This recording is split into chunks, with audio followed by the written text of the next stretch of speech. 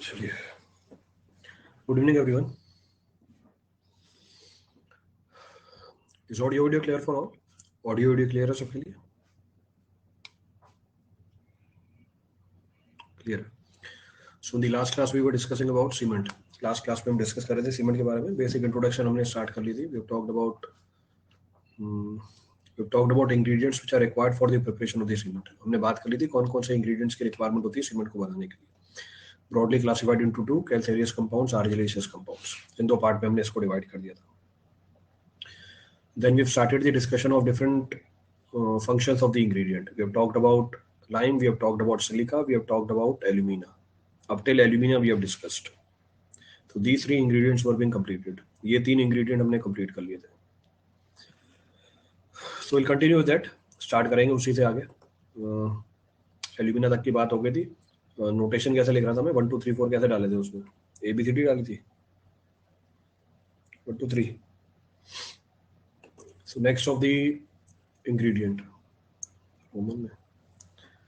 So next of the ingredient is termed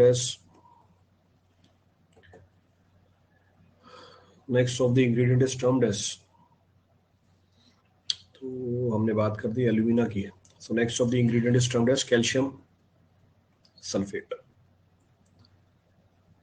So next of the ingredient which is required for the preparation of the cement is calcium sulfate.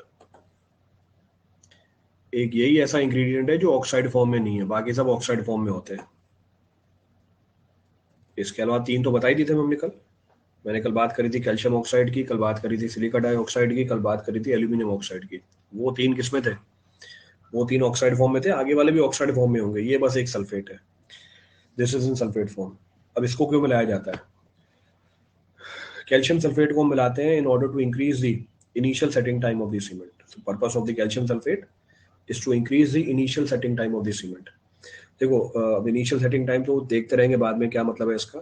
अगर मैं general बात करूं, जब भी आपको ये बताया जाता है कि इस कंपाउंड ने ये प्रॉपर्टी दी, वो प्रॉपर्टी उसकी अल्टीमेट प्रॉपर्टी होती है, यानी फाइनल प्रॉपर्टी होती है.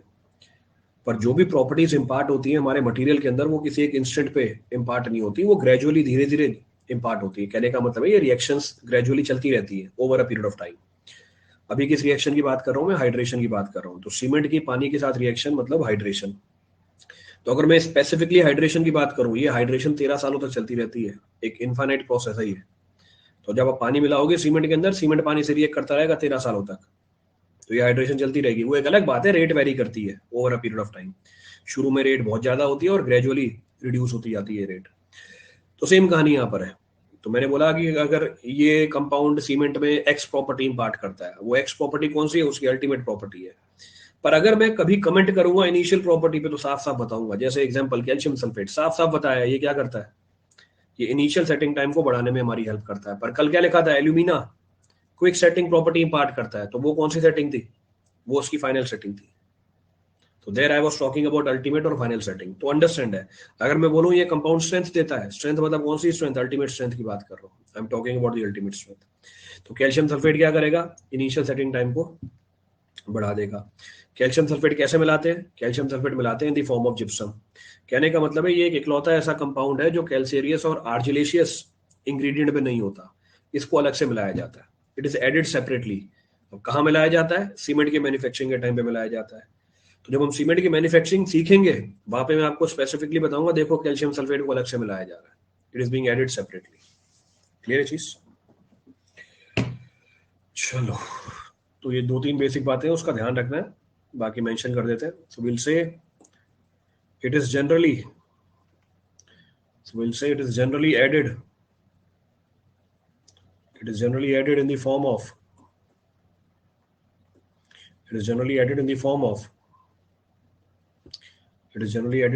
of gypsum. इसको किसके फॉर्म में मिलाया जाता है? जिप्सम के फॉर्म में मिलाया जाता है. और जिप्सम क्या है? ये केमिकली मैंने लिख के दे दिया आपको. Calcium sulphate dot 2H2O.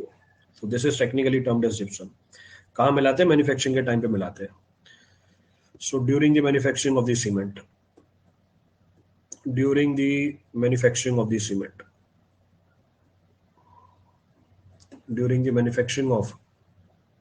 cement, next point of reference क्या काम होता है? It helps in increasing the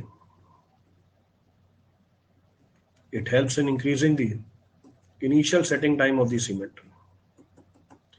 It helps in increasing the initial setting time of the cement. ये सीमेंट का इनिशियल सेटिंग टाइम बढ़ा देता है। ठीक है, ये तो स्टेटमेंट लिखी। क्यों भैया, ऐसा क्या करता है जिससे इनिशियल सेटिंग टाइम बढ़ जाता है? उसका फिर मैकेनिज्म देखना पड़ता है। क्या मैकेनिज्म है? तो हर चीज का मैंने मैकेनिज्म बताया आपको। एक छूटा हुआ है बस स्ट्रेंथ का, वो भी देख लेंगे, शायद आज की क्लास में आ जाए। तो लेट सपोज ये हमारे सीमेंट के पार्टिकल्स है, जिसको टेक्निकली क्या नाम दिया था? क्लिंकर। तो ये हमारे सीमेंट के क्लिंकर है। आपने क्या मिलाया इसके अंदर? आपने जिप्सम मिला दिया। ये जिप्सम जाके क्या करता है? सीमेंट के पार्टिकल के ऊपर लेयर बना लेता है। तो सीमेंट के पार्टिकल के ऊपर क्या बना लिया? लेयर बना दी। तो सीमेंट के पार्टिकल के ऊपर लेयर बना दी। ये लेयर सीमेंट के पार्टिकल को पानी से रिएक्ट ही नहीं होने देगी। तो ये जो लेयर बनी जिप्सम की सीमेंट के पार्टिकल के ऊपर, ये सीमेंट के पार्टिकल को पानी से रिएक्ट नहीं होने देगी। इस रिएक्शन को क्या बोलते हैं? This reaction is termed as what? This reaction is termed as hydration. तो ये हाइड्रेशन ही नहीं होने देती। It does not allow hydration to take place. तो हाइड्रेशन नहीं होगी, इसका मतलब क्या नहीं होगा? सेटिंग प्रोसेस ही स्टार्ट नहीं होगी। तो आपका सेटिंग टाइम क्या कर जाएगा? डिले कर जाएगा। फिर दूसरा सवाल दिमाग में आता है, सर क्यों इनिशियल सेटिंग की फाइनल सेटिंग में क्यों फर्क नहीं पड़ता? रीजन बीइंग, ये जो लेयर होती है टेम्परेरी होती है। ये जो लेयर होती है जिप्सम की, एक ऐसी लेयर है, एक टेम्परेरी लेयर है, ये परमानेंट लेयर नहीं होती है। तो कुछ ही टाइम तक रहती है लेयर। तो ये लेयर जब तक रही तब तक पानी के साथ रिएक्शन को रोका। जैसे ये लेयर हट जाती है, as soon as this layer is removed, अब पानी की रिएक्शन स्टार्ट हो जाती है सीमेंट के पार्टिकल के साथ। इसका मतलब इसका इंपैक्ट निकल के आता है किसके ऊपर? सिर्फ इनिशियल सेटिंग टाइम के ऊपर। फाइनल सेटिंग टाइम तक तो ये रहती नहीं है। तो thereby it increases the initial setting time of the cement. ये इनिशियल सेटिंग टाइम को बढ़ा देती है। क्लियर है? रिपीट करना है इसका तो कुछ भी। तो ये इसका मैकेनिज्म निकल के आ गया। This is the mechanism of this. आगे बढ़ते हैं। नेक्स्ट ऑफ द इंग्रेडिएंट, चौथा हो गया। Next of the ingredient is termed as iron oxide. Capital लिख रहे हैं क्या सारे? हाँ, कैपिटल लिख रहे हैं। So next of the ingredient is termed as iron oxide. Again it can be referred oxide के फॉर्म में ये भी। So next of the ingredient referred is iron oxide. Fe2O3 किस फॉर्म में मिलेगा? Fe2O3 ऑक्साइड फॉर्म में मिलेगा। कितना परसेंटेज है? 3 से लेकर 4% की रेंज में। It is also in the range of 3 to 4%। Range fix नहीं है, थोड़ी बहुत वेरिएशन मिल सकती है आपको। There can be a slight variation in the proportions. अब ये क्या इंपार्ट करता है? आयरन ऑक्साइड भी स्ट्रेंथ इंपार्ट करता है, हार्डनेस इंपार्ट करता है और कलर इंपार्ट करता है। So it also imparts, so I will say it imparts strength, hardness and color to the cement. ये स्ट्रेंथ देता है, हार्डनेस देता है और कलर देता है सीमेंट को। अब कैसे स्ट्रेंथ देता है? मैकेनिज्म। क्या मैकेनिज्म है इसकी? हमने कल डिस्कस किया था कि सीमेंट के अंदर स्ट्रेंथ कौन इंपार्ट करता है? सीमेंट के अंदर स्ट्रेंथ इंपार्ट करती है लाइम और सिलिका। ये आयरन ऑक्साइड लाइम और सिलिका को आपस में जुड़वाता है। ये लाइम और सिलिका को आपस में जुड़वाता है। कहने का मतलब है किसकी तरह काम करता है? ये कैटलिस्ट की तरह काम करता है। तो केमिस्ट्री में एक टर्म होती है कैटलिस्ट। कैटलिस्ट का मतलब जो उंगली करता है। पता ही होगा आपको, होंगे आपके भी दोस्त। हाँ, तो वो इनडायरेक्टली, तो खुद डायरेक्टली आएगा कभी सामने नहीं आएगा, ये इनडायरेक्टली सारा काम करवा देगा। तो कहने का मतलब है लाइम और सिलिका को जुड़वाने में इसका बहुत बड़ा रोल होता है। तो ये भी हम क्या बोल देते हैं? ये भी हम बोल देते हैं भैया स्ट्रेंथ इंपार्ट करता है। It also imparts the strength. Clear चीज? नेक्स्ट, स्ट्रेंथ का मतलब क्या होता है? Resistance against gradual loading. Hardness का मतलब क्या होता है? Resistance against wear and tear. तो ये दोनों प्रॉपर्टी इंपार्ट करती है iron oxide. Next point of reference, it imparts colour to the cement. Obvious सी बात है, क्या इंपार्ट करेगा ये? ऑब्वियस सी बात है, क्या इंपार्ट करेगा ये? कलर देगा। क्यों? आयरन ऑक्साइड का कलर क्या होता है? आयरन ऑक्साइड का कलर क्या होता है? रेडिश ब्राउन होता है। तो रेडिश ब्राउन होता है। अब यहां से एक दिक्कत वाली बात भी आई। दिक्कत वाली बात क्या आई? अभी तो ओपीसी की बात चल रही है, पर हमने कल ये भी डिस्कस किया था in the yesterday's class only we have discussed कि हमें और भी सीमेंट डिस्कस करने हैं। कहने का मतलब है स्पेशल टाइप ऑफ सीमेंट होते हैं खूब सारे। There are several special type of cements which are available, क्योंकि सारी प्रॉपर्टी तो ओपीसी के अंदर अवेलेबल नहीं होगी। तो एक मैं स्पेशल टाइप ऑफ सीमेंट आपको बताता हूँ जो आपने ऑब्जर्व कर रखा होगा। लेकिन सीमेंट का कलर तो ग्रेइश होता है। बहुत बढ़िया चीज, मतलब गजब, मतलब आपने जो कमेंट दिया उससे दिल खुश हो गया मेरा। तो मैंने बोला ये रेडिश ब्राउन कलर देता है, सर सीमेंट का कलर तो ग्रे होता है। मतलब आपकी स्टेटमेंट बहुत अच्छी लगी मुझे, दिल खुश हो गया सुन के।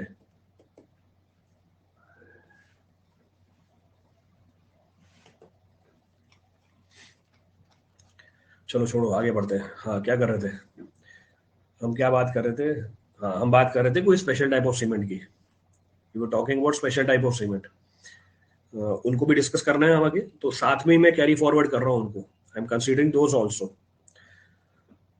एक सीमेंट आपने अपने घरों में यूज होते हुए देखा होगा, क्या? White cement. व्हाइट सीमेंट नाम से समझ में आ रहा है इस सीमेंट को क्यों यूज करते हैं। Why this cement is being used, why this cement is being used. तो व्हाइट सीमेंट क्यों यूज किया जाता है?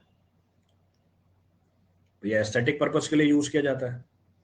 It is use for aesthetic purpose. Decorative बोल दो, एस्थेटिक बोल दो, जहाँ पे हाँ कारीगरी करनी हो, ऑर्नामेंटल वर्क करना हो, तो वहां पे हम इसको यूज कर लेते हैं। बहुत बढ़िया, तो सबको पता है ये चीज, everybody is familiar about that. ठीक है, तो उसमें आप आयरन ऑक्साइड की प्रोपोर्शन बढ़ा दोगे या कम कर दोगे? पुट्टी नहीं होती, white cement is not putty. Putty को करेंगे आगे भी आएगी पुट्टी भी, तो वहां पे इसकी प्रोपोर्शन को क्या कर दोगे? कम कर दोगे, क्योंकि ये भी किसके लिए रिस्पॉन्सिबल है? क्योंकि ये भी किसके लिए रिस्पॉन्सिबल है? कलर के लिए रिस्पॉन्सिबल है। It is also responsible for colour. तो मैंने आपको बस यही बताया है कि आयरन ऑक्साइड भी कलर देता है। इसका मतलब यही नहीं है कि आयरन ऑक्साइड ही कलर देता है। अब तो हिंदी में बताया है, देखो, बिल्कुल, मतलब वर्ड भी मिल गए मेरे को राइम करते हुए।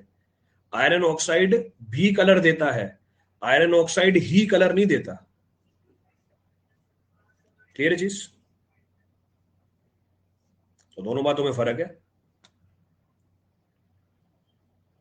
तो अगर आपको बोलेगा व्हाइट सीमेंट बनाना है, किसकी प्रोपोर्शन घटा दें? भैया व्हाइट सीमेंट बनाना है तो उसकी प्रोपोर्शन घटा दो, reduce the proportion of this compound.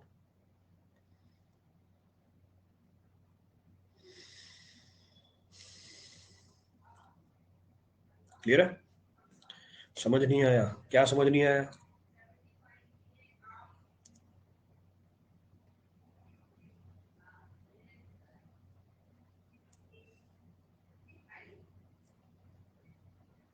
गायब?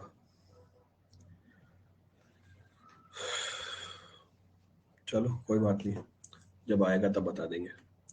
Next of the ingredient is what?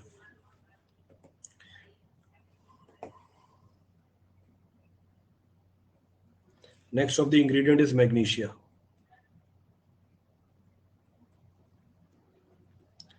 Next of the ingredient is termed as what? Magnesia. Again magnesia मतलब फिर से ऑक्साइड फॉर्म है। अभी जो बार बार चीजें मैं रिपीट कर रहा हूँ, उनका सिग्निफिकेंस बहुत ज्यादा है। Their significance is huge. तो कहीं ना कहीं ये बात बढ़ जाएगी आपके सवाल में जाके। तो इसलिए ऑब्वियसली सवाल डायरेक्टली करा नहीं सकता, पर कंसेप्ट तो हम शुरू में डेवलप कर ही सकते हैं सारी चीजों का। तो जितने भी इंग्रेडिएंट है मोस्टली, बस वो कैल्शियम सल्फेट को छोड़ दो, बाकी सारे किस फॉर्म में चल रहे होते हैं? बाकी सारे हमारे ऑक्साइड फॉर्म में चल रहे होते हैं। अब मैग्नीशिया भी क्या करता है? It also imparts strength. ये भी स्ट्रेंथ के लिए रिस्पॉन्सिबल है, ये भी स्ट्रेंथ के लिए रिस्पॉन्सिबल होता है। दूसरा, ये भी क्या इंपार्ट कराता है? ये भी हार्डनेस इंपार्ट कराता है। तीसरा, ये भी कलर इंपार्ट कराता है। It also gives the colour. इसका कैरेक्टरिस्टिक कलर होता है येलो। तो सीमेंट के अंदर जो येलोइश शेड मिलेगी आपको, वो किसकी वजह से मिलेगी? मैग्नीशिया की वजह से। अब फिर से कोई आके बोलेगा तीसरा कि सर सीमेंट तो ग्रे कलर का होता है। तो बिल्कुल मैग्नीशिया भी कलर देता है, सिर्फ इसी का कलर नहीं आएगा। प्रपोर्शन तो देखो इसकी, प्रपोर्शन बहुत ही कम है। Proportion is very less. 1 से लेके 3% के बीच में वेरी करती है ये। It varies in the range of 1 to 3%। अब दिक्कत वाली बात क्या है? दिक्कत वाली बात यह है कि अगर ये एक्सेस में हुआ, if it is an excess, then there is a problem. ये दूसरा कंपाउंड है जो किसके लिए रिस्पॉन्सिबल है? ये दूसरा कंपाउंड है जो किसके लिए रिस्पॉन्सिबल है? सल्फर तो मैंने बताया नहीं है आपको अभी तक। सल्फर भी ऑक्साइड फॉर्म में नहीं है। सल्फर कहाँ डिस्कस किया मैंने अभी? बताया क्या अभी मैंने सल्फर कहीं पे? कैल्शियम सल्फेट, कल 2 इंग्रेडिएंट आए थे, लाइम, सिलिका, एल्यूमिना। तो कौन से सल्फर की बात कर रहे हो तुम भाई?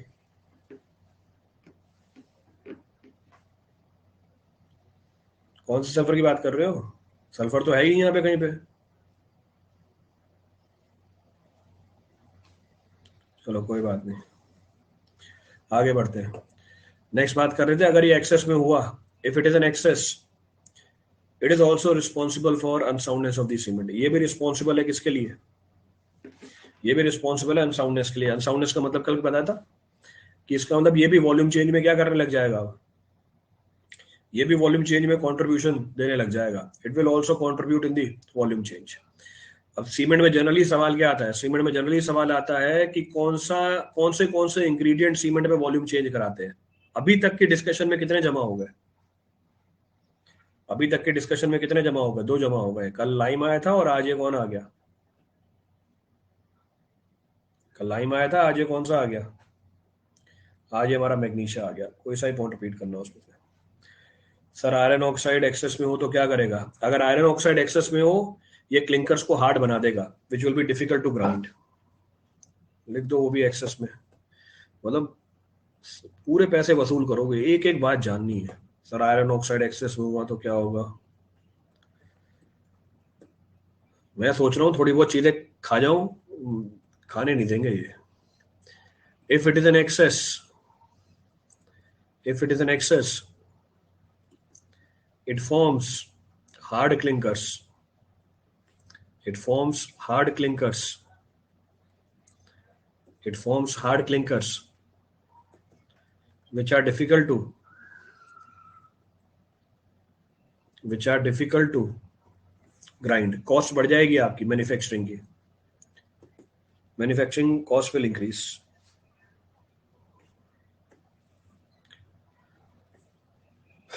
चलो भाई आगे बढ़ते हैं। नेक्स्ट बात कर रहे थे मैग्नीशिया की। So next of the ingredient is technically termed as magnesia. तो अगला जो इंग्रेडिएंट है हमारे पास मैग्नीशिया। फंक्शन मैंने पीछे बता दिया था आपको, फंक्शन वॉज बीइंग डिस्कस, बस नोट करना है इसको 1 से लेके 3% में।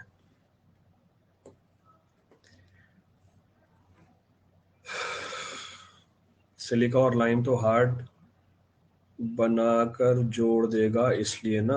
सिलिका और लाइम हार्ड बनाकर जोड़ देगा? अरे ये वो हार्ड नहीं है भाई, ये वो हार्ड नहीं है। अंग्रेजी बहुत बेकार लैंग्वेज है, अंग्रेजी बहुत बेकार लैंग्वेज है। अब मैं आपको बोलूं, जैसे आपने जो बोला ना, आपकी गलती नहीं है, वो अंग्रेजी की गलती है। अब मैंने बोला कि भैया ये कंपाउंड तो हार्डनेस इंपार्ट करता है, इसने पकड़ लिया हार्डनेस इंपार्ट करता है, resistance against wear and tear. फिर मैंने बोला आयरन ऑक्साइड तो क्या कर रहा है? आयरन ऑक्साइड क्लिंकर को हार्ड बना देता है, इसने मैं दिमाग चलाया, अरे हार्ड बना देता तो अच्छी बात है, ऊपर हार्डनेस तो चाहिए मुझे। अरे अगर यहां पर ये इसको हार्ड बना देगा, मैं तोड़ नहीं पाऊंगा इसे, मैं इन क्लिंकर्स को तोड़ नहीं पाऊंगा। मैन्युफैक्चरिंग के टाइम पे ग्राइंडिंग करनी पड़ती है। तो इस हार्डनेस का मतलब और इस हार्डनेस का मतलब सेम नहीं है, दोनों अलग अलग हैं। जैसे समझने के लिए एग्जांपल देता हूं, मैं बोलूं पेपर बहुत हार्ड आया, इसका मतलब पेपर की resistance against wear and tear ज्यादा थी, यही मतलब हुआ इसका। क्योंकि मैंने तो ये बताया था hardness means was resistance against wear and tear. तो सर पेपर बहुत हार्ड आया है, तो यही मतलब थोड़ी ना भाई हार्ड का, वो अंग्रेजी की गलती है। वो वर्ड वही, पर 3 अलग अलग जगह पे अलग अलग मतलब।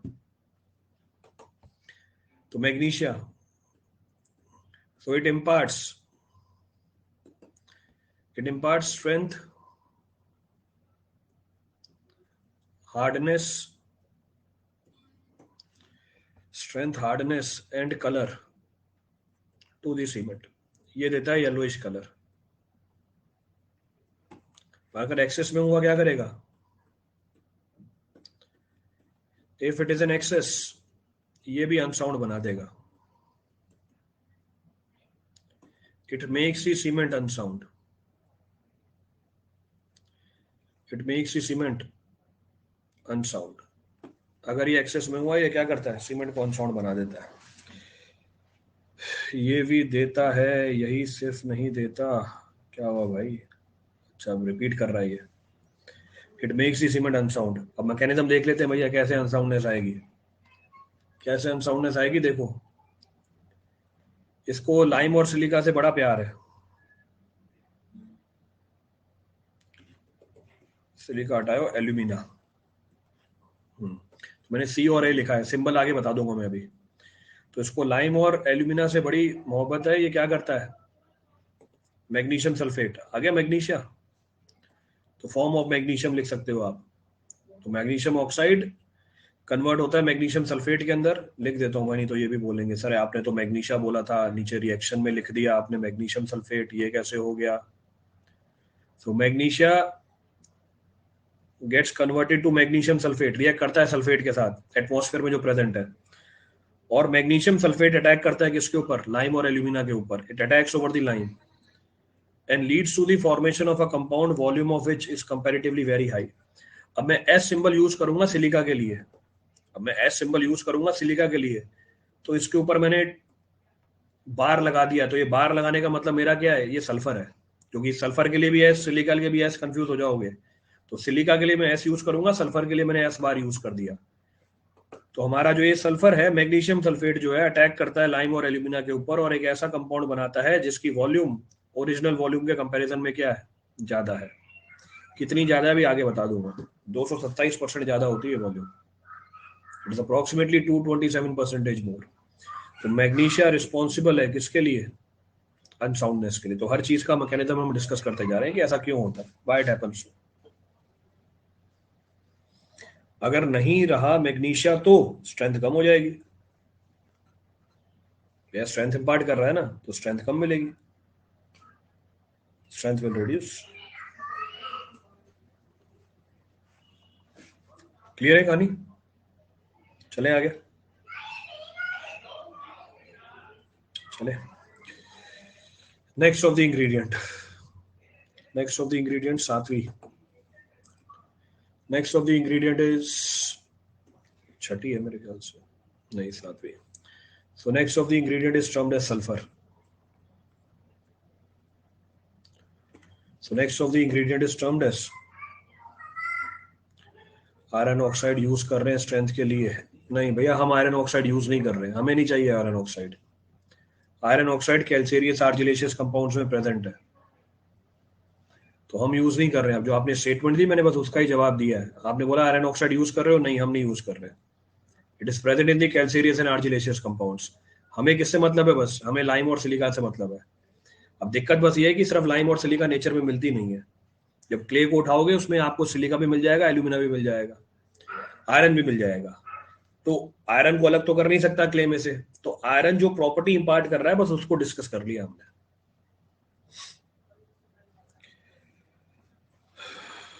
क्लियर है, हाँ, by one get one free वाला हिसाब किताब है।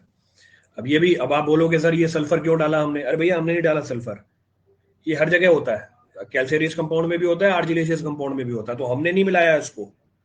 हमने तो बस कैल्सेरियस आर्जिलेशियस कंपाउंड्स को उठाया, उसमें प्रेजेंट था ये, इट वाज प्रेजेंट देयर। इसीलिए बस किया क्या, इसके ऊपर रिस्ट्रिक्शन डाल दी। क्या रिस्ट्रिक्शन डाल दी कि जो सीमेंट आप बनाओ उसमें सल्फर की क्वांटिटी इतनी रेंज में होनी चाहिए, इससे ज्यादा नहीं होनी चाहिए। तो आपको अपने इंग्रेडिएंट्स बदलने पड़ेंगे। अब इंग्रेडिएंट को मैं बदल भी दूं, सल्फर को जीरो नहीं कर पाऊंगा कभी, क्यों भाई, कोई फायदा तो है नहीं, इसका नुकसान ही नुकसान है। ये भी क्या करता है, सो it also causes unsoundness in the cement।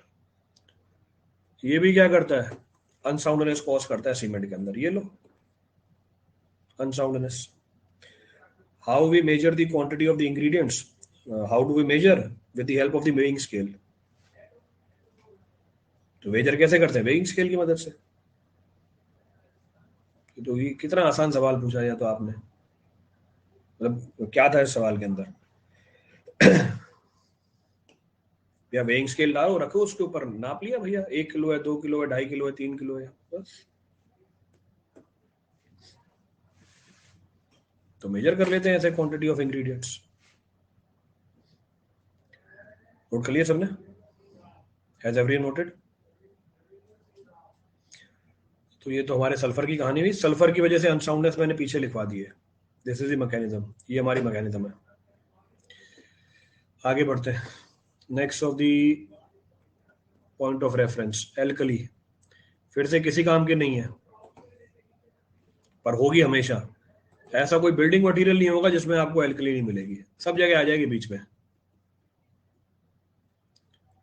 Sodium oxide, potassium oxide 0.2 से लेके 1% के बीच में, 0.2 से लेके 1% के बीच में।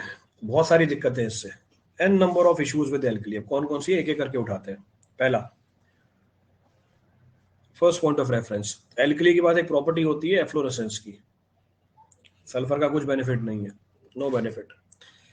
तो एल्कली के पास एक प्रॉपर्टी होती है एफ्लोरेसेंस की। Efflorescence means ability to react with the water. कहने का मतलब है इसकी बहुत चाहत होती है पानी के साथ रिएक्ट करने की। अब चाहत होती है बहुत पानी के साथ रिएक्ट करने की, मानती तो है नहीं। ये हमारा स्ट्रक्चर है, एग्जांपल ले लो कोई सा भी, लेट अस सपोज कॉलम है, ये इट्स अ कॉलम। एल्कली पानी के साथ रिएक्ट करने की चाहत, ये एटमॉस्फेयर है हमारा, एटमॉस्फेयर में पानी है, water is there in the atmosphere. तो इसको पता है बाहर एटमॉस्फेयर में पानी है, अपने आप चल के पहुंच जाएगी एटमॉस्फेयर पे। So over a period of time it will travel to the surface of the structure. Structure पे, सरफेस पे आई, पानी के साथ रिएक्ट करी, it will react with the water. पानी के साथ रिएक्ट किया। अब इसके पास थोड़ी ना चाहत थी एल्कली के लिए, ये रिएक्ट कर जाता है ठीक है जबरदस्ती, फिर बाद में उड़ भी जाता है, ये वेपराइज कर जाता है। ये वेपराइज कर जाता है, इस बेचारे एल्कली को छोड़ जाता है सरफेस के ऊपर। वो एल्कली सरफेस पे वेट करती रहती है पानी का। इससे हमें क्या दिक्कत है? हमें दिक्कत है, देख लो, it will lead to the development of stains. आपका जो स्ट्रक्चर है उसके सरफेस के ऊपर स्टेन्स मिल जाएंगे, धब्बे मिल जाएंगे। तो इससे आपके स्ट्रक्चर की जो एस्थेटिक वैल्यू है वो क्या हो जाती है? इससे आपके स्ट्रक्चर की जो एस्थेटिक वैल्यू है वो क्या हो जाती है? वो कम हो जाती है। तो दिखने में अच्छा नहीं लगेगा। दिखने में अच्छा नहीं लगेगा, आप इसको अच्छा बनाओगे। आप इसको अच्छा कैसे बनाओगे? आप इसके ऊपर व्हाइट वॉश कराओगे, आप इसके ऊपर पेंट कराओगे, तो कॉस्ट बढ़ जाएगी आपके स्ट्रक्चर की। ये कोई फायदा तो है नहीं, नुकसान ही करा रहा है हमारा, कॉस्ट बढ़ा रहा है हमारी। It is increasing the cost. Clear है चीज? रिपीट करना है इसमें से कुछ भी? Any of the point to be refer from this for anyone? Next point of reference, ये जो एल्कली है, it reacts with the aggregate. ये एल्कली एग्रीगेट के साथ भी रिएक्ट कर जाती है। ये एल्कली हमारे एग्रीगेट के साथ रिएक्ट करती है। अब एग्रीगेट कहां से आया सर? सीमेंट में तो कोई एग्रीगेट होता नहीं है। बिल्कुल सही बात है, सीमेंट में कोई एग्रीगेट नहीं होता। सीमेंट के अंदर कोई एग्रीगेट नहीं होती, पर सीमेंट कभी अकेला यूज नहीं होता। सीमेंट के साथ आप हमेशा एग्रीगेट यूज करोगे करोगे, चाहे फाइन हो चाहे कोर्स हो, कोई ना कोई एक एग्रीगेट तो जाएगा ही जाएगा। और वो जो एग्रीगेट होते हैं वो रिएक्टिव होते हैं। जैसे एग्जांपल ले लिया मैंने सैंड, तो सैंड कोई इनर्ट नहीं है, रिएक्टिव है, क्योंकि सैंड के अंदर भी सिलिका प्रेजेंट है, उसके अंदर और भी मेटल्स प्रेजेंट है, जिससे एल्कली रिएक्ट कर जाती है। अब दिक्कत ये है कि एल्कली की जो रिएक्शन होती है एग्रीगेट के साथ, वो एक्सपेंसिव रिएक्शन होती है। It is an expensive reaction. Expensive का मतलब क्या हुआ? अब देखो फिर से, अंग्रेजी का वर्ड है, मैंने बोला एक्सपेंसिव रिएक्शन है, मेरे इस एक्सपेंशन का मतलब है वॉल्यूम बढ़ना। महंगी रिएक्शन नहीं है ये एक्सपेंसिव है, मतलब वॉल्यूम क्या कर जाता है? बढ़ जाती है। तो दिक्कत वाली बात है, वॉल्यूम बढ़ेगी क्या दिक्कत है फिर? वॉल्यूम बढ़ेगी क्या दिक्कत है? क्रैक डेवलप हो जाएंगे। वॉल्यूम चेंज परमिटेड ही नहीं होती, volume change is not permitted. तो ये भी क्या कराती है? क्रैक डेवलप कराती है। और इसको टेक्निकली क्या बोला जाता है? जो भी बता रहा था पीछे एक जना, इसी को कैंसर ऑफ सीमेंट भी बोला जाता है। This is also technically termed as what? Cancer of cement. तो पूछेगा आपसे, भैया कैंसर ऑफ सीमेंट क्या होता है? What is being termed as cancer of cement? यही होती है हमारी कैंसर ऑफ सीमेंट। क्लियर है चीज? रिपीट करना है इसमें से कुछ भी? नेक्स्ट पॉइंट ऑफ रेफरेंस, ये जो एल्कली है हमारे सेटिंग प्रोसेस को एक्सेलरेट भी कर देती है। तो एल्कली कैटलिस्ट की तरह काम करती है हाइड्रेशन के अंदर। Alkali act as a catalyst in hydration reaction. तो हाइड्रेशन की रेट बढ़ाती है, जिससे क्या होगा? हाइड्रेशन की रेट बढ़ाती है, जिससे क्या होगा? आपके सेटिंग की प्रोसेस क्या कर जाएगी? एक्सेलरेट कर जाएगी। Your setting process will accelerate. Clear है? तो इतने सारे फंक्शन है एल्कली के, so many functions of alkali are there. Setting जल्दी हो जाएगी, हाँ सेटिंग जल्दी हो जाएगी। तो फिर से कोई फायदा थोड़ी ना है इसका, फिर से कोई फायदा नहीं है। हम नहीं चाहते एल्कली प्रेजेंट हो हमारे किसी भी स्ट्रक्चर के अंदर, पर हर जगह आएगी ये, everywhere it will be present. कोई भी पॉइंट रिपीट करना उसमें सब किसी के लिए? Any of the point to be refer from this?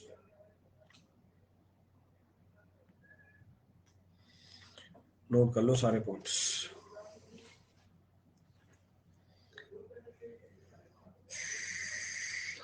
Alkali, alkali को कम किया जा सकता है, इंग्रेडिएंट बदलना पड़ेगा, you have to change the ingredient. So first point, पहला पॉइंट क्या है, हम बोल सकते हैं alkali in cement,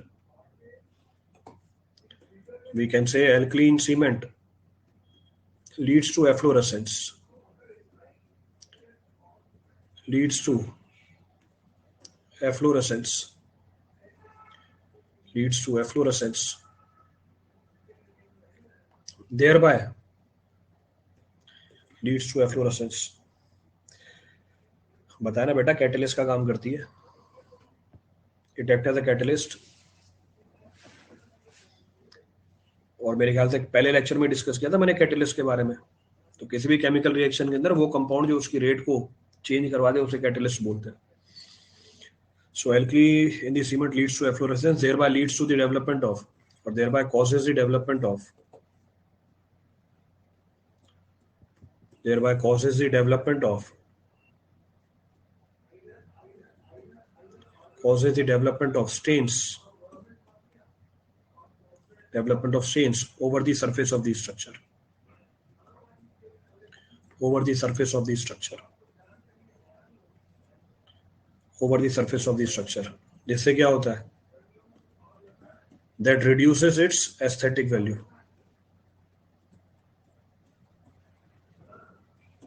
that reduces its aesthetic value, तो दिखने में अच्छा नहीं लगेगा आपको। नेक्स्ट, इट ऑल्सो अंडरगोज, आज आपके YouTube के ऊपर क्लास भी है, उसमें यही चलेगी, सीमेंट ही होगी बीएमसी की, इसके आपकी क्लास के जस्ट बाद ही क्लास है। It also undergoes, it also undergoes expensive reaction, it also undergoes expensive reaction with aggregates, expensive reaction with aggregates, thereby leads to disintegration, leads to its disintegration, thereby lead to its disintegration, उसकी disintegration करा देता है। Bracket में डाल दिया, this is termed as what, this is termed as, क्या बोलते हैं इसे, कैंसर ऑफ सीमेंट। आ जाएगा यहाँ पे, छोटा करके लिख दे, अगले पेज पे नहीं जाना पड़ेगा। So this is termed as cancer of cement, इसको हम कैंसर ऑफ सीमेंट बोल देते हैं। ये कैसे, एल्कली में, सीमेंट में एल्कली ज्यादा या कम है, ये कैसे पता चलेगा, टेस्ट करके। भैया आप लायक हो या नहीं लायक हो एसएससी जेई के लिए, कैसे पता चलेगा? इतने आसान आसान सवाल पूछते हो तुम यार, मेरे को तो लगा एसएससी जेई में अच्छे सवाल पूछते होंगे बच्चे। बताओ वो कैसे पता करेगा तुम लायक हो या नहीं हो जेई बनने के, कैसे पता करता है वो? टेस्ट लेके, तो हम भी टेस्ट करेंगे, टेस्ट ले लेंगे उसका। कौन सा टेस्ट, वो भी आगे आएगा। टेस्ट कौन सा, वो भी आगे आएगा। तुम बोलो तो बस ये इंग्रेडिएंट रोक के टेस्ट बता दो, अगर वो ज्यादा जरूरी है तो ये इंग्रेडिएंट रोक दो यहीं पे, ये इसको रोक दो यहीं पे, टॉपिक खत्म कर दो, तो फिर वो टेस्ट तो वो आगे आ ही जाते सारे test. Next point of reference, next point of reference, alkali also, alkali also, alkali also accelerates, also accelerates the setting of the cement, accelerates the setting of the cement। ये सेटिंग इंक्रीज कर देता है cement की। कैसे? It act as a catalyst. लिख दो भैया, नहीं तो निवेदिता पूछेगी कैसे हुआ ये। कैटलिस्ट लिख दिया भाई। तो ये तो भैया आपके सारे इंग्रेडिएंट खत्म हो गए, all the ingredients we have finished. Mechanism एक बार समझा दीजिए सल्फर का। सल्फर का देखो मैकेनिज्म, सल्फर मैग्नीशियम सल्फेट के साथ, मतलब ये कंपाउंड अटैक करता है लाइम और एल्यूमिना के ऊपर। मैं कंपाउंड अभी एग्जैक्टली नहीं बता रहा क्योंकि वो ऊपर के लेवल की चीज हो जाएगी, जब जरूरत पड़ेगी मैं लिखवा दूंगा, अभी बस मैकेनिज्म बताइए। तो हमारे सीमेंट के अंदर लाइम भी होती है, एल्यूमिना भी होती है, सल्फर जाके अटैक करता है इसके ऊपर और एक ऐसा कंपाउंड बनाता है जिसकी वॉल्यूम ओरिजिनल कंपाउंड के कंपैरिजन में ज्यादा है, volume of each is comparatively more than that of the original compound. तो बन गया वॉल्यूम, तो वॉल्यूम बढ़ गया मतलब इसी को अनसाउंडनेस बोलते हैं। क्लियर है? तुम्हारा नेम नहीं लिया, तुमने इतना अच्छा सवाल भी तो नहीं पूछा, पूछो तुम अच्छा सवाल, तुम लेवल का सवाल भी तो पूछो, तुम हल्के हल्के सवाल पूछ रहे हो। तुम पूछ रहे हो मैकेनिज्म बताओ सल्फर की, तुम इतना इतना हल्का सवाल पूछ रहे हो, तुम अच्छा टेक्निकल सवाल पूछो ना बढ़िया, जैसे ऐसे पूछा एल्कली कैसे पता करेंगे, ऐसे टेक्निकल सवाल पूछो, नाम लूंगा तुम्हारा भी मैं।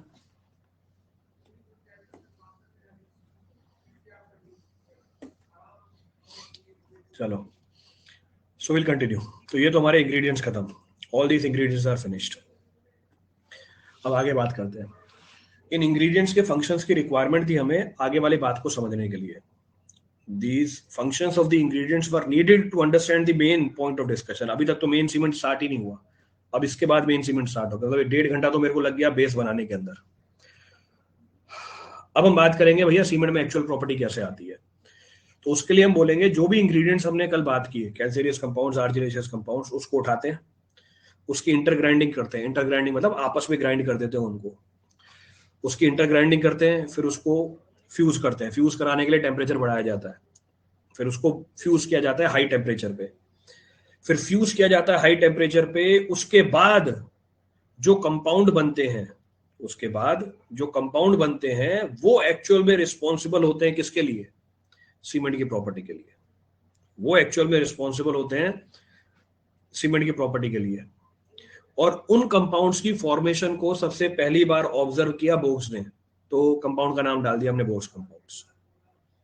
तो इसका मतलब सीमेंट आएगा तो बोग कंपाउंड आएगा ही आएगा, मतलब डेफिनेट है 110% की बोग कंपाउंड के ऊपर आपके सवाल मिलेगा ही मिलेगा। क्यों? बीएमसी की वेटेज ज्यादा, उसमें सीमेंट बहुत इंपॉर्टेंट बिल्डिंग मटेरियल, उसमें बोक्स कंपाउंड की सिग्निफिकेंस बहुत ज्यादा, तो चांस बनता है बोक्स कंपाउंड का सवाल पूछने का। बैक सर प्लीज, ये लो बैक, बैक कर लिया।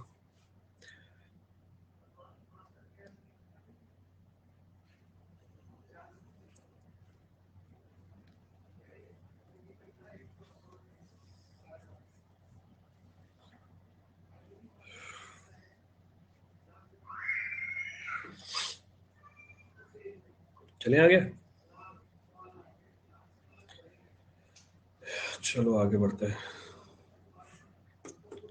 चलो भैया आगे बढ़ते हैं। So next of the point of discussion, तो नेक्स्ट पॉइंट क्या बोल रहा है? तो कम से कम 2 बोक्स कंपाउंड तो आज करें करें। ड्राई प्रोसेस में 2 टाइम्स टेम्परेचर दिया जाता है। नहीं, मैं तो एक बार में कपड़े सूख जाते हैं, ड्राई हो जाते हैं। 2 बार क्यों बढ़ाता हूँ टेम्परेचर? मैं तो देखता हूँ, सुबह सुबह क्लास में आता हूँ, कपड़े सुखाते हैं, शाम तक सूख जाते हैं।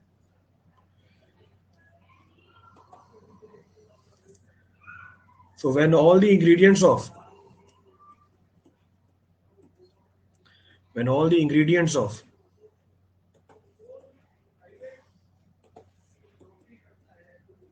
when all the ingredients of cement, बोला सर मजाक क्यों कर रहे हो? स्टार्ट किसने किया मजाक? वो बोला सर मजाक क्यों कर रहे हो? भाई तुमने तो स्टार्ट किया, मैंने तो बस थोड़ा कंट्रीब्यूट कर दिया, उसमें थोड़ा आगे ले गया बस मजाक को मैं। So when all the ingredients of the cements are intergrinded,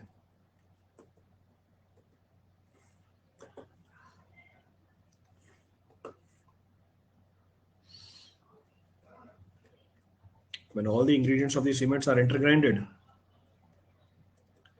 they fuse with each other.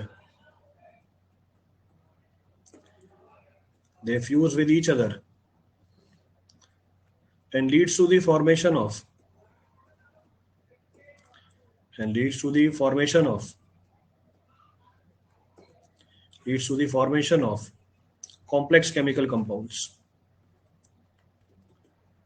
Complex chemical compounds. complex chemical compounds termed as Box compounds. Termed as Box compounds. Box compounds. अब इसी ने observe किया था इसकी formation को, इसलिए सबसे पहले लिख दिया.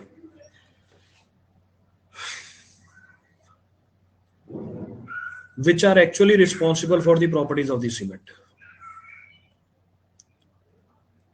Which are actually responsible for the property of the cement. Responsible for the properties of the cement. अब उठाते हैं बॉक्स कंपाउंड्स की कहानी एक एक करके, ये चलेगा लंबा बहुत. Responsible for the properties of the cement. Properties of the cement. So expect one or two problems from this. Expect करना है एक और दो सवाल इसमें से. कौन से बॉक्स कंपाउंड्स? पहला, first of the box compound is, मैं एक बार पढ़ रखा है, रिवीजन करें बस. हाँ बिल्कुल. The first of the box compound is try calcium aluminate. तो जो पहला बॉक्स कंपाउंड है इसको हम बोलते हैं ट्राई कैल्शियम एल्यूमिनेट. 3 मोल लाइम के, 1 मोल एल्यूमिना का, C3A. So C3A, also termed as scheelite. इसको सिलाइट भी बोला जाता है. प्रोपोर्शन वेरी करती है 4 से लेके 14% के बीच में. अगेन फिक्स्ड नहीं है, ऊपर नीचे हो सकती है 1-2%, कोई फर्क नहीं पड़ता उससे. Nothing is hard and fast. तो बता रहा हूँ इन वैल्यूज के अंदर कोई पत्थर की लकीर नहीं है ये. नहीं सर आपने तो 4 to 14% बोला था पेपर में, सर 3 to 11% आया, आपने तो 4 to 14 लिखा हुआ था सर. तो it is only for your understanding purpose, ये आपके समझ के लिए ही है. हम अपनी रिक्वायरमेंट के हिसाब से वेरी करा सकते हैं. चलो देखो भैया ट्राई कैल्शियम एल्यूमिनेट की कहानी क्या है. What is the significance of this try calcium aluminate? पहले तो भैया इसका नाम देखो. ट्राई कैल्शियम एल्यूमिनेट, 3 मोल लाइम के कैल्शियम ऑक्साइड, 1 मोल एल्यूमिना का है, एल्यूमिनियम ऑक्साइड. इतना बड़ा नाम कोई नहीं बोलेगा, ना कोई लिखेगा, तो एग्जामिनर भी ना बोलता है ना लिखेगा. इसको छोटे नाम से बुलाते हैं. जैसे देखो एग्जाम्पल देता हूँ प्रैक्टिकल हर चीज का. अपना अपना नाम सोच लो जो दोस्त तुम्हें बुलाते हैं. मैं बोल नहीं पाऊंगा पर तुम तो अपने सोच लोगे अपने अपने दिमाग में. तो एक छोटा नाम जरूर होता है. तो छोटा नाम है इसका, देखो C3 है, तो इसको हमने एब्रीवेट करके बोल दिया C3 है. Commonly known as what? Commonly known as, हंस क्यों रहे हो? So commonly known as what? Selite. तो इसको हम कॉमनली क्या बोल देते हैं? सेलाइट के नाम से जानते हैं इसको. तो इतना बड़ा कुछ नहीं बोलेगा वो. आपको सवाल में क्या लिख के देगा? C3 लिख के देगा. अभी एब्रीवेशन ध्यान रखना. तो पीछे हमने क्या बोला था? देखो C और A, लाइम और एल्यूमिना, तो उसी चीज को हमने आगे कैरी फॉरवर्ड कर दिया. C3A, 3 moles of lime, 1 mole of alumina. सोच कैसे आ गई? चलो ठीक है, आगे बढ़ते हैं. अब क्या क्या रोल प्ले करता है हमारे सीमेंट के अंदर? What role does it play in our cement? First point of reference, ये जो हमारा C3 है, it undergoes hydration within 24 hours of the addition of the water into it. जैसे ही आप सीमेंट के अंदर पानी डालोगे, ये पहले 24 घंटे में उससे रिएक्ट कर जाता है. विद इन 24 आवर्स उससे रिएक्ट करके अपना काम करके खत्म हो जाएगा ये. तो हमने एक जनरल डिस्कशन क्या करी आज कि सीमेंट की पानी के साथ रिएक्शन इनफाइनाइट टाइम तक चलती रहती है. इनफाइनिटी की वैल्यू बता दी, अप्रोक्सीमेटली 13-14 साल. ये अपना काम 24 घंटे में करके निपट जाता है. So it undergoes hydration within 24 hours of the addition of the water into the cement. Clear है? कौन है इसके अंदर? एल्यूमिना. क्या इंपार्ट करता है? क्विक सेटिंग प्रॉपर्टी इंपार्ट करता है. इसका मतलब ये क्या करेगा? सीमेंट को बहुत जल्दी सेट करा देगा. अब बहुत जल्दी सेट करा देगा, मैं जल्दी सेट कराऊं आपको मतलब पसंद नहीं आएगा, तो हम इसको बोलते हैं फ्लैश सेटिंग. फ्लैश का मतलब क्या हुआ? Instant setting. तो जैसे ही पानी डाला इंस्टेंट सीमेंट सेट हुआ. किसकी वजह से? ट्राई कैल्शियम एल्यूमिनेट की वजह से. क्लियर चीज? अरे भैया इंस्टेंटली सेट हो गया तो काम करने का टाइम ही नहीं मिलेगा आपको. मैंने तो अभी पानी मिलाया है, फिर इसके बाद मिक्सिंग करनी है, मिक्सिंग करने के बाद लेके जाऊंगा जहां पर इसको अप्लाई करना है, वहां अप्लाई करूंगा, अप्लाई करने के बाद कॉम्पैक्शन होगी, कॉम्पैक्शन के बाद फिनिशिंग करूंगा. इन सब में टाइम चाहिए, ये टाइम ही नहीं देगा आपको. अब ये टाइम नहीं देगा तो उसकी काट हमने पहले ही निकाल रखी है. वो काट हमारी ये थी, इसकी क्या था? ये रहा. ये इसी की वजह से डाला है हमने जिप्सम. वो जिप्सम नहीं डालते ही अपना काम करके हमें काम नहीं करने देता। तो क्योंकि हमें काम करने के लिए टाइम चाहिए, हमने जिप्सम डाला हुआ है, तो उसी को रोकता है, ये रिएक्ट ही नहीं करने देता पानी के साथ। So it undergoes hydration within 24 hours of the addition of the water into the cement. BMC के शॉर्ट नोट्स कैसे बनाए? हाथ से। सारे नोट्स वैसे तो बनते हैं। तो ये क्या करता है, ये 24 घंटे के अंदर क्या कर जाता है, रिएक्ट कर जाता है, और रिस्पॉन्सिबल है किसके लिए? फ्लैश सेटिंग के लिए। देखो दीप ने बताया कैसे बना है, वो देखो दीप ने बिल्कुल परफेक्ट बताया। मेरे पास ये सिंबल था नहीं तो मैं भेजता आपको। बढ़िया दीप, कीप इट अप। हाँ। सो ये रिस्पॉन्सिबल है किसके लिए? ये रिस्पॉन्सिबल है फ्लैश सेटिंग के लिए। क्लियर चीज? फ्लैश का मतलब होता है इमीडिएट। जैसे एग्जांपल आती है अमेजन पे सेल हमारी, फ्लैश सेल है, मतलब 1 घंटे के लिए सेल है, जो खरीदना है खरीद लो, तो उसको बोलते हैं फ्लैश सेल, मतलब इंस्टेंट इमीडिएट सेल है वो। आपको 2 घंटे पहले बताएंगे कि 1 घंटे की सेल है, खत्म कहानी, हो गया। चलो ठीक है, आगे बढ़ते हैं।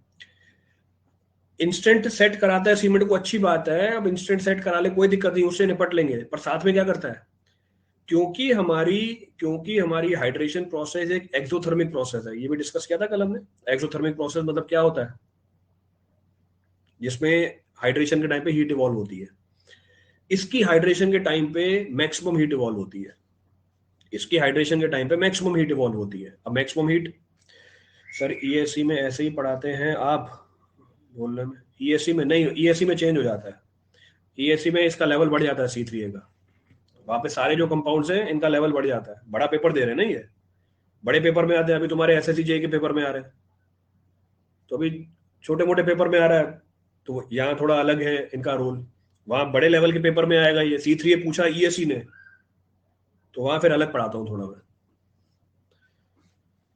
तो वो पेपर के हिसाब से इनका चेंज होता रहता है लेवल। तो हम बात कर रहे थे किसकी, जब ये हाइड्रेट हो रहा होता है, मैक्सिमम हीट को इवॉल्व करता है। It evolves maximum heat during the hydration process. अब उस हीट के टाइम से दिक्कत क्या है, जब वो हीट इवॉल्व होती है, जो पानी हमने मिलाया वो पानी वेपराइज कर जाता है। पानी वेपराइज कर गया, पानी हमने वॉल्यूम ऑक्यूपाई कर रखा था, इंस्टेंट वॉल्यूम रिड्यूस हुआ, क्रैक डेवलप हो जाएंगे। और कल परसों की क्लास में शायद मैंने बताया था, क्रैक डेवलप मतलब लोड कैरिंग कैपेसिटी क्या हो जाएगी, कम हो जाएगी।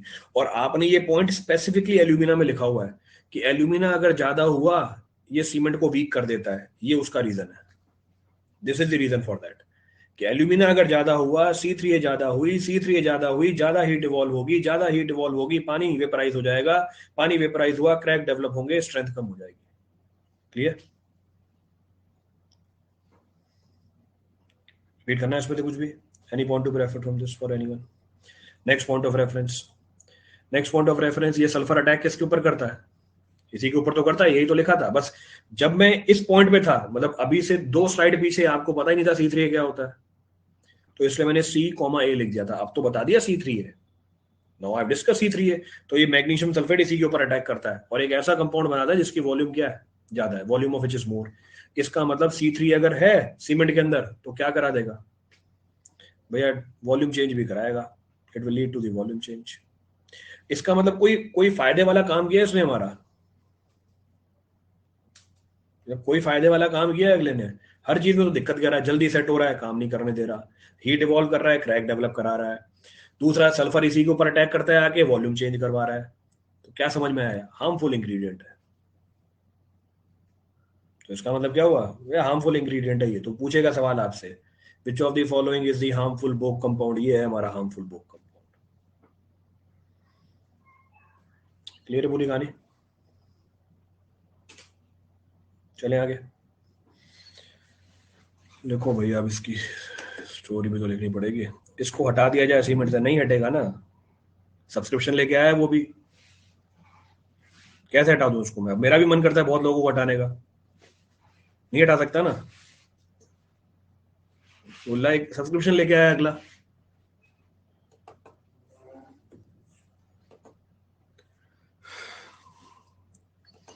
सो फर्स्ट पॉइंट ऑफ रेफरेंस,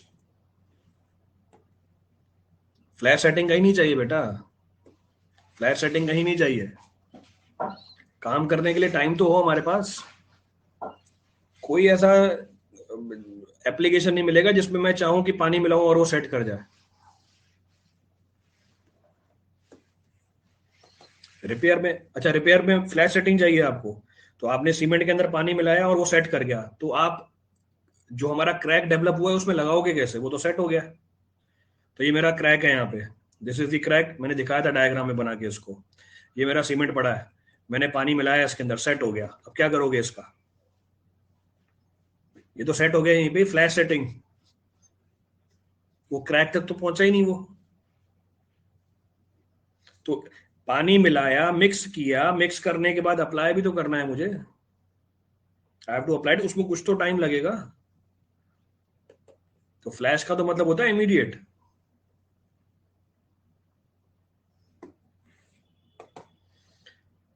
भाई लिखने तो दो अब ये। सो it undergoes hydration, it undergoes hydration within 24 hours, it undergoes hydration within 24 hours of the addition of the water, of the addition of the water into the cement, of the addition of the water into the cement, of the addition of the water into the cement, hence is responsible for, hence is responsible for flash setting,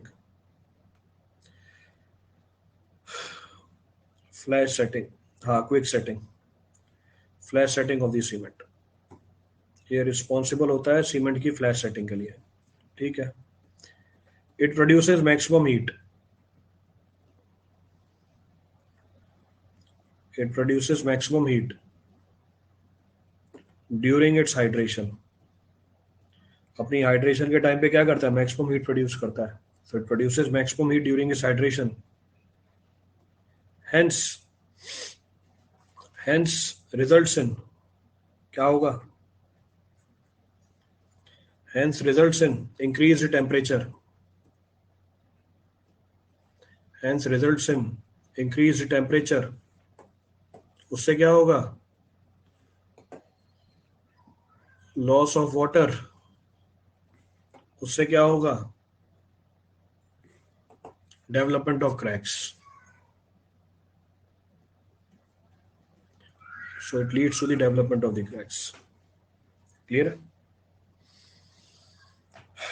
चलो next point of reference, next point of reference,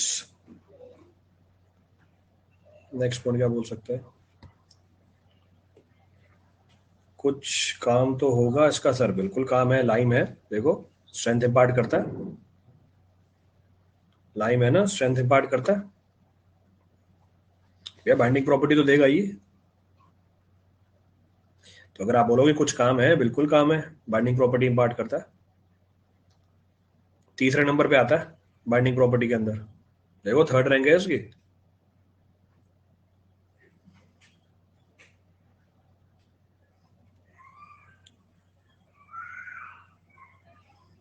वो एक अलग बात है, चार में से third rank है।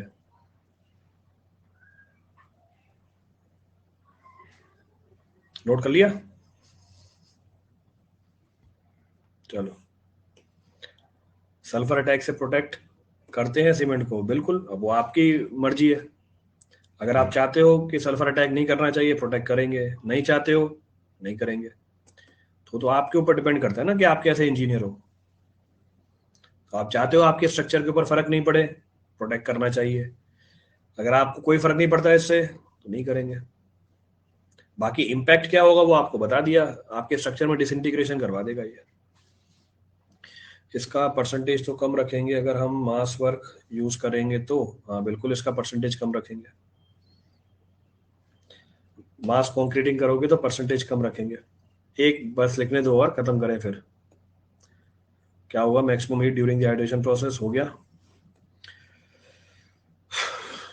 नेक्स्ट क्या है, it also reduces the, it also reduces the resistance of the cement, it also reduces the resistance of the cement against the attack of sulfur, against the attack of sulfur। क्योंकि sulphur इसी के ऊपर attack करता है। पीछे mechanism बता दी मैंने आपको, against the attack of sulphur. Next, कैसे बुलाया जाता है इसको बिल्डिंग कंस्ट्रक्शन की बिरादरी में? It is referred as harmful ingredient. It is referred as harmful ingredient of cement.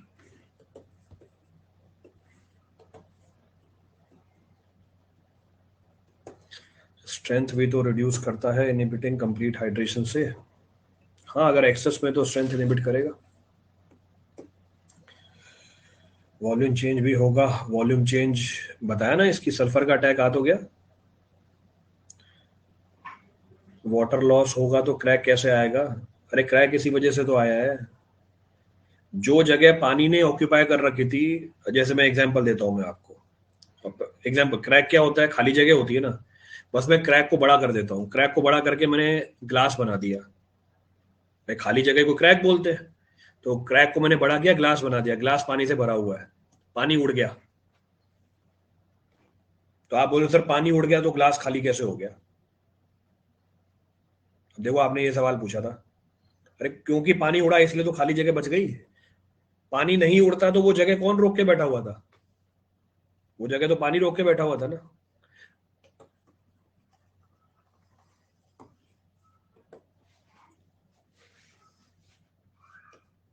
Second last point यही है कि सीमेंट की जो रेजिस्टेंस अगेंस्ट सल्फर है उसको घटाता है, क्योंकि सल्फर अटैक ही किसके ऊपर करता है?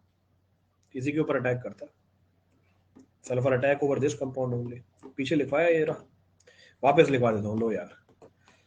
सो C3A रिएक्ट करता है मैग्नीशियम सल्फेट के साथ और कंपाउंड बनाता है C3S बार A यानी सल्फो एल्यूमिनेट। और इसकी वॉल्यूम है V डैश, इसकी वॉल्यूम है V डैश अप्रोक्सीमेटली 227% होती है V का।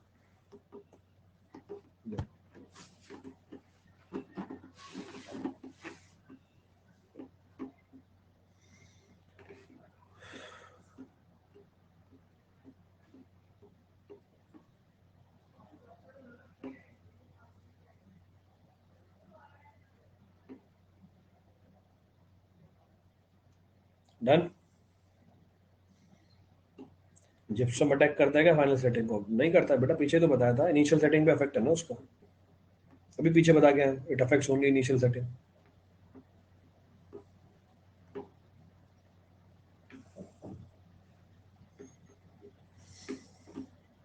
डन। चलो भैया डन, खत्म कहानी। 2 आवर्स की क्लास कीजिए, कल मिलते हैं।